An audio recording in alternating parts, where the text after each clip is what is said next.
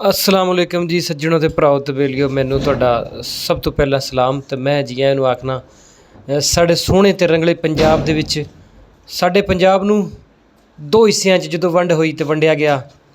एक पासे चढ़दा पंजाब ते एक पासे लहिंदा पंजाब। लहिंदे पंजाब दी जे गल करिए ते रब दी ज़ात ने इनू बड़े बड़े सुहाने नज़ारिਆਂ दे नाल नवाजिया होया। आ जिहड़ी मस्जिद दा नज़ारा तुसीं अपनी अखां दे नाल तक रहे हो, ਇਹ ਕਿਤੇ ਦੂਰ ਦਰਾਜ ਕਿਸੇ ਤੁਰਕੀ ਦਾ ਜਾਂ ਕਿਸੇ ਹੋਰ ਮੁਲਕ ਦਾ ਮਸਜਿਦ ਨਹੀਂ ਆ। ਇਹ ਨਕਸ਼ਾ ਜੀ ਹੈਗਾ ਸਾਡੇ ਤਹਿਸੀਲ ਪਾਕਪਤਨ ਦਾ ਇੱਕ ਪਿੰਡ ਹੈ ਜੀ 99 ਡੀ, ਉੱਥੇ ਮਸਜਿਦ ਬਣੀ ਆ।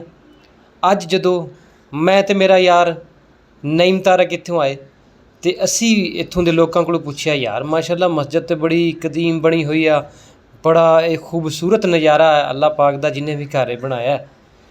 ਅਸੀਂ ਜਾ ਕੇ ਜੀ ਨਮਾਜ਼ ਅਦਾ ਕੀਤੀ ਹੈ, ਦਿਲੀ ਸਕੂਨ ਹੋਇਆ, बड़ा ही चंगा लग्या सानू इस मस्जिद दे विच आ के। ते असीं उत्थों दे वसनीकां कोलों ये पुछया, बई सानू जरा इस बारे दसो भी एडा ये खूबसूरत मंजर ते तुहाडे दिल दे विच अल्लाह पाक ने हुब जिहड़ी पाई ये कित्थों सोच बनी। वो कहंदे जी ये तुर्की दी कोई बहुत ही तरीकी मस्जिद